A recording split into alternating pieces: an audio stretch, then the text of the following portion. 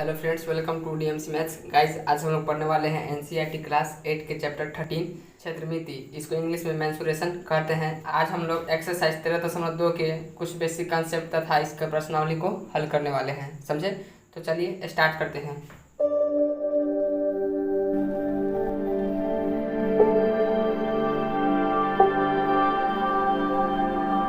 Friends, exercise start करने से पहले हम आपको बता देते हैं कि आप लोग पिछला वीडियो मतलब एक्सरसाइज 13.1 में पढ़े हैं वृत्त का परिमाप और वृत्त का क्षेत्रफल, आयत का परिमाप, आयत का क्षेत्रफल, समझे? त्रिभुज का परिमाप, त्रिभुज का क्षेत्रफल, मतलब ये सब का परिमाप और क्षेत्रफल निकालना सीख चुके हैं। यदि आप वीडियो नहीं देखे हैं तो वीडियो का लिंक डिस्क्रिप्शन में है, जाइए वहाँ से आप उसे देख लीजिए, तब आपको यह समझ में आएगा। समझे फ्रेंड्स? इस एक्सरसाइज में हम लोग पढ़ने वाले हैं समलंब चतुर्भुज का क्षेत्रफल, समचतुर्भुज का क्षेत्रफल, बहुभुज तथा प्रश्नावली के सभी प्रश्नों को हल करने वाले हैं। समझे? तो देखिए, पहला पॉइंट है समलंब चतुर्भुज का क्षेत्रफल, एरिया ऑफ ट्रेपेजियम। देखिए, जितने भी जो फिगर है वह समलंब चतुर्भुज है। हम आपको बताते हैं समलंब चतुर्भुज होता क्या है। फ्रेंड्स, समलंब चतुर्भुज उसे कहते हैं जिसके चार भुजा में से दो भुजा समानांतर हो। समझे? जिसके चार भुजा में दो भुजा आपस में समानांतर हो उसे हम लोग समलंब चतुर्भुज कहते हैं।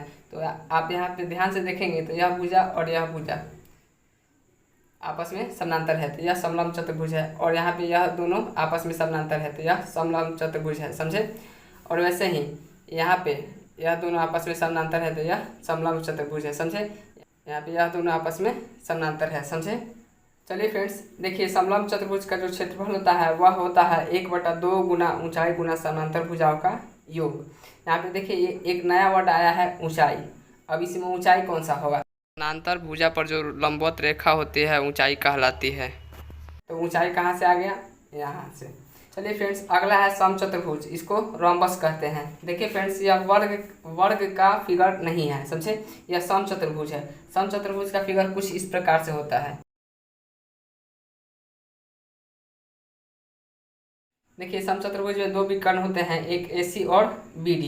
देखिए, इसका क्षेत्रफल का जो सूत्र होता है वह होता है 1/2 गुना विकर्णों का गुणनफल। तो इसको हम लोग लिख सकते हैं 1/2 गुना विकर्ण जो है आपका वह AC और BD है। समझे? तो AC गुना BD हो जाएगा। चलिए फ्रेंड्स, अब हम आप लोग को समझाते हैं बहुभुज, इसको इंग्लिश में पॉलीगन कहते हैं। देखिए, यह एक बहुभुज का फिगर है। आप यहाँ पर ध्यान से देखेंगे तो यहाँ पे यह त्रिभुज है BCD, यह त्रिभुज है। इसको हम लोग ढक लेंगे, इसको ढक लेंगे, इसको ढक लिए तो यह आपको त्रिभुज दिखाई दे रहा है। समझे? तीन भुजा से जो घिरा हुआ है उसको त्रिभुज कहेंगे। वैसे ही फ्रेंड्स, इसको यदि आप ढक लेंगे तो यह एक चतुर्भुज आपको दिखाई दे रहा है, यह चतुर्भुज दिखाई दे रहा है। समझे? तो मतलब त्रिभुज और चतुर्भुज दोनों एक ही फिगर में है तो यह बहुभुज कहलाएगा। समझे? मतलब एक से ज़्यादा यदि त्रिभुज आ जाए या एक से ज़्यादा चतुर्भुज आ जाए उसे बहुभुज कहेंगे। समझे? और यहाँ पे आप ध्यान से देखेंगे तो यहाँ पे तीन त्रिभुज है।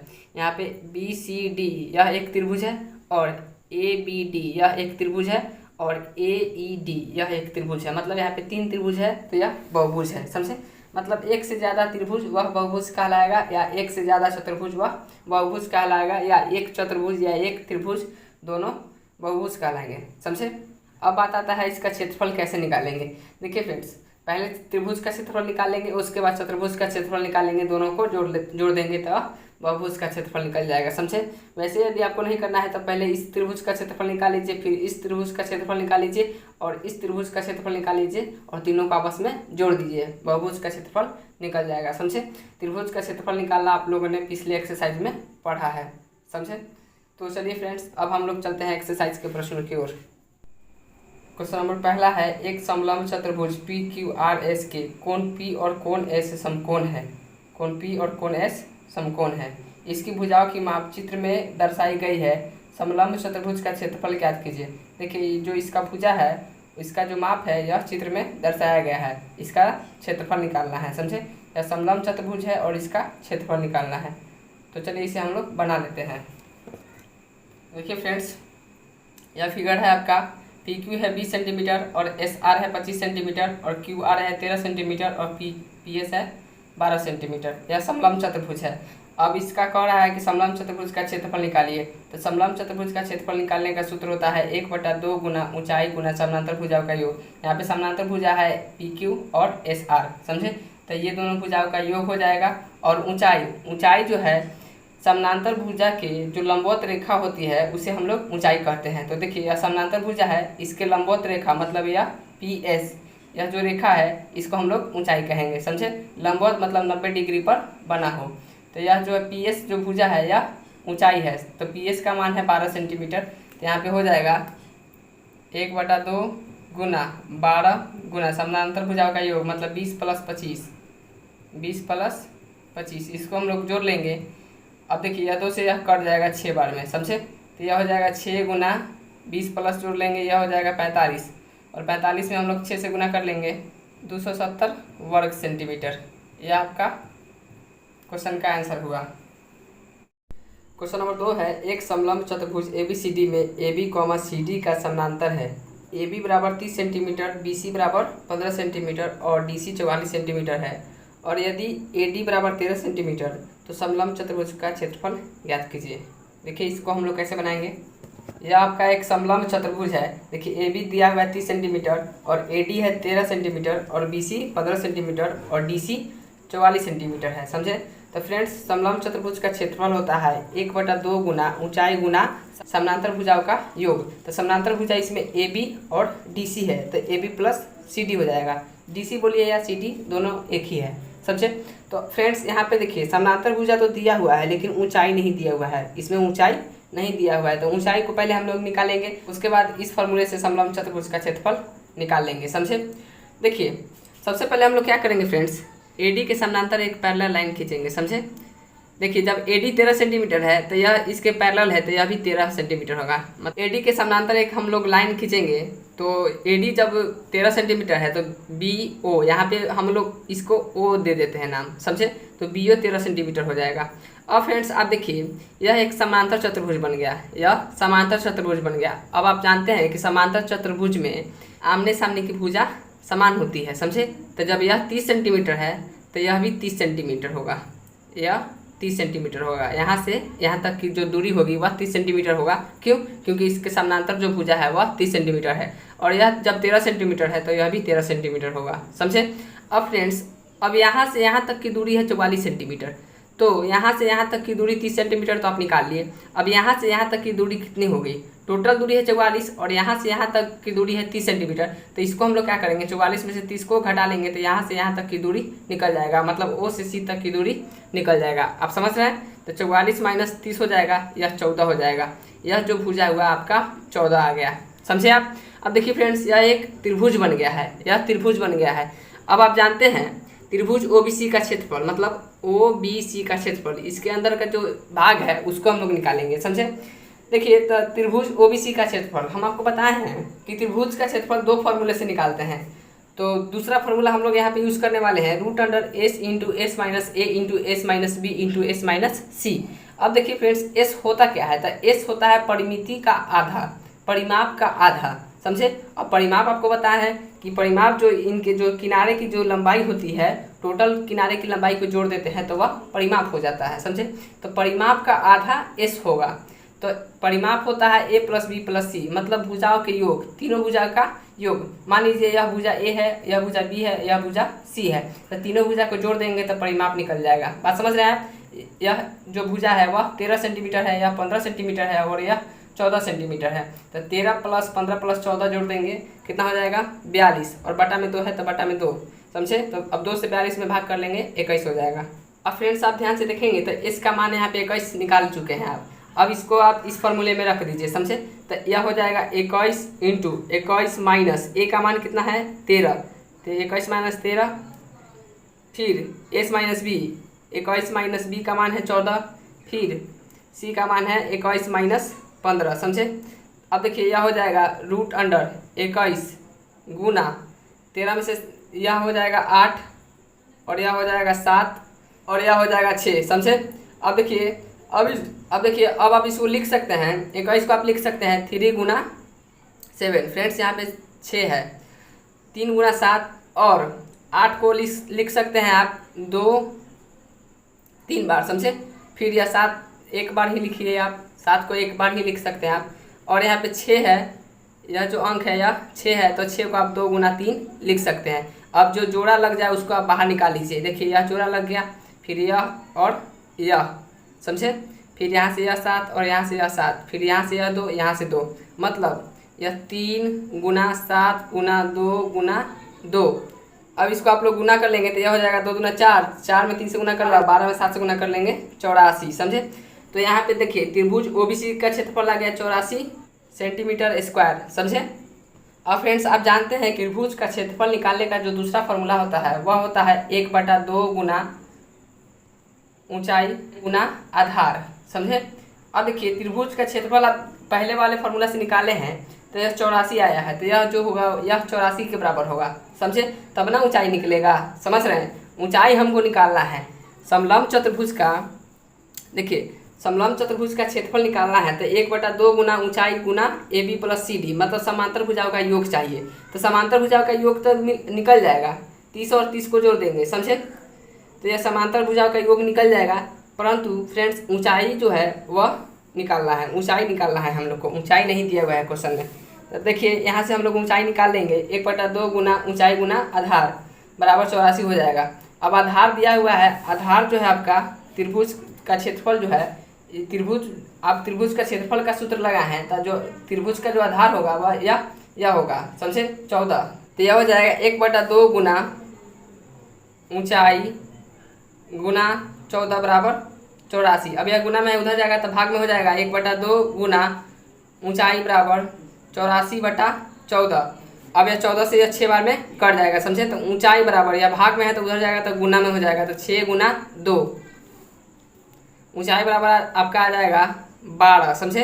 अब जब ऊंचाई 12 सेंटीमीटर निकल गया, कहने का मतलब है फ्रेंड्स यहाँ पर ध्यान दीजिए, यह जो ऊंचाई होगा यह आपका 12 सेंटीमीटर हुआ, समझे। अब जब ऊंचाई आप निकाल लिए तब आपको समलंब चतुर्भुज का क्षेत्रफल आसानी से निकल जाएगा, समझे। देखिए फ्रेंड्स अब समलंब चतुर्भुज का जो क्षेत्रफल है वह 1/2 गुना ऊंचाई गुना AB प्लस CD। अब आप ध्यान से देखेंगे AB आपका क्या है, AB है 30 सेंटीमीटर और CD यह आपका है पूरा टोटल 44 सेंटीमीटर है, समझे। तो यह हो जाएगा 1/2 गुना ऊंचाई आपका आप ऊंचाई निकाले हैं 12, समझे। 12 गुना AB का मान है 30 प्लस CD का मान है 44, समझे। यह हो जाएगा 30 प्लस 44। 2 से 6 बार में कट जाएगा।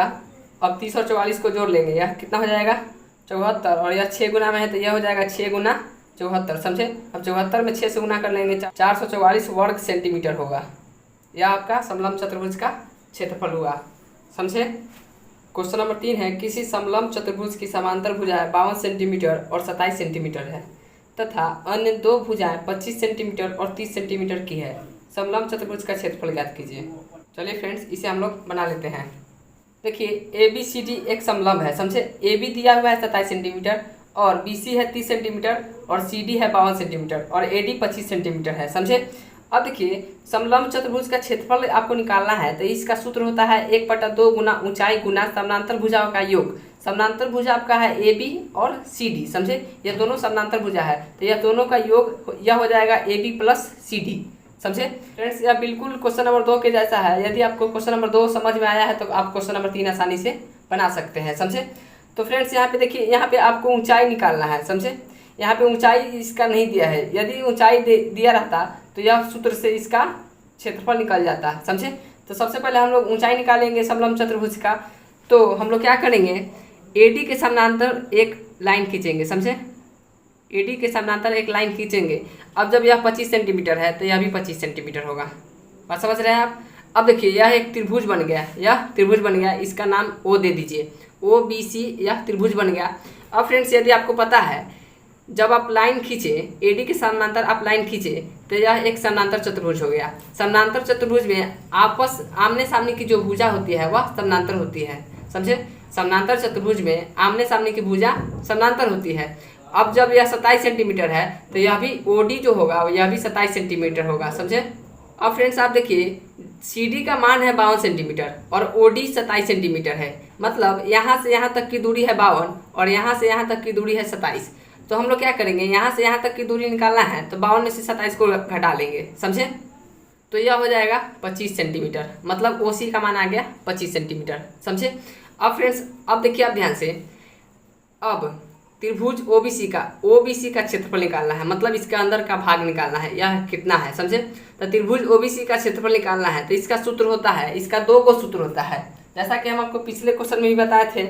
एक होता है 1/2 गुना आधार गुना ऊंचाई, और एक होता है √S × S - A × S - B × S - C। समझे। अब देखिए त्रिभुज OBC का जो दूसरा वाला जो सूत्र है उसको हम लोग लगाएंगे। समझे। तो यह हो जाएगा √S × S - A × S - B × S - C। अब यह सूत्र तो लगा दिए, इससे पहले हम लोग को S का मान चाहिए, S का मान भी नहीं दिया हुआ है। अब फ्रेंड्स अब आप लोग कहेंगे S होता क्या है, तो हम आपको बता दें कि S अर्ध परिमिति होता है। समझे। S अर्ध परिमिति होता है, मतलब परिमिति का आधा होता है। अब परिमिति क्या होता है, तो ये जो सीमाएं हैं इनके कुल दूरी या कुल लंबाई कहिए, इन सभी का योग होता है। मतलब 25, 30, 25 को जोड़ देंगे तब इसका परिमिति निकल जाएगा। बात समझे आप। अब फ्रेंड्स आप मान लीजिए कि यह A भुजा है और यह B भुजा है और यह C भुजा है। S मतलब अर्ध परिमिति, S बराबर सूत्र होता है A + B + C/2। समझे। तो यह हो जाएगा आपका A का मान है 25 प्लस B का मान है 30 प्लस C का मान है 25। समझे। तो यह हो जाएगा 80/2। तो S का मान आ गया 40, 2 से यह 40 बार में कट जाएगा। समझे। तो S का मान 40 आ गया, तो अब इस फार्मूला में S का मान आप रख लीजिए और ABC का मान आपको पता है। समझे। तो यह हो जाएगा 40 × S का मान 40 माइनस A का मान है 25, तो 25 आप रख दीजिए। देखिए फ्रेंड्स यहाँ पे S का मान है 40, तो यह हो जाएगा 40 माइनस B का मान है 30 इंटू यह हो जाएगा 40 माइनस 25। समझे। अब देखिए फ्रेंड्स इसको हम लोग घटा लेंगे, यह हो जाएगा 40 गुना 40 में से 25 को घटाएंगे यह 15 और गुना यह 10 हो जाएगा और यह 15 हो जाएगा। समझे। अब देखिए 40 को हम लोग लिख सकते हैं, यह हो जाएगा 2 3 बार और 5 1 बार। समझे।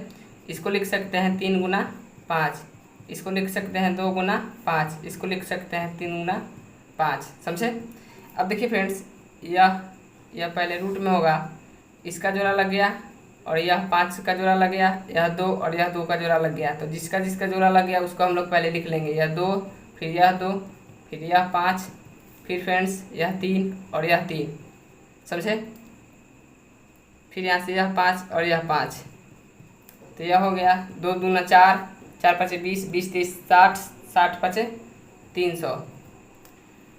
त्रिभुज का जो दूसरा फार्मूला होता है 1/2 गुना ऊंचाई गुना आधार बराबर यह हो जाएगा 300, 300 के बराबर हो जाएगा। समझे। अब यह हो जाएगा 1/2 गुना ऊंचाई आपको निकालना है गुना आधार दिया हुआ है। देखिए आधार जो है वह आपका 25 सेंटीमीटर है। समझे। तो यह हो जाएगा 25 बराबर 300। अब यह तो भाग में है, उधर जाएगा तो गुना में हो जाएगा, तो 300 में 2 से गुना कर लिए 600। अब यह गुना में है तो इधर भाग में आ जाएगा। समझे। यह हो जाएगा ऊंचाई बराबर फ्रेंड्स जो ऊंचाई है आपका वह 24 आ गया। समझे। 5 से यह 5 बार में कटा है, 5 से यह 120 बार में कट गया है, 5 से यह 5 बार में, फिर 5 से यह 24 बार में कट गया है। ऊंचाई आपका 24 आ गया। अब यहाँ पे आपको करना क्या है, ऊंचाई का मान 24 रख देना है। समझे। तो यह हो जाएगा 1/2 गुना 24 गुना 27 और 52 को जोड़ लेंगे हम लोग, यह हो जाएगा 79। अब 2 से यह 12 बार में कट जाएगा। समझे। 2 से यह 12 बार में कट जाएगा। अब 12 गुना 79 हम लोग कर लेंगे, तो यह हो जाएगा 948 वर्ग सेंटीमीटर। समझे। तो क्वेश्चन नंबर 3 हुआ आपका समाप्त। फ्रेंड्स यदि आपको यह वीडियो पसंद आया होगा तो वीडियो को लाइक करें तथा चैनल को सब्सक्राइब करें ताकि आपका पढ़ाई ऐसे ही जारी रहे। धन्यवाद।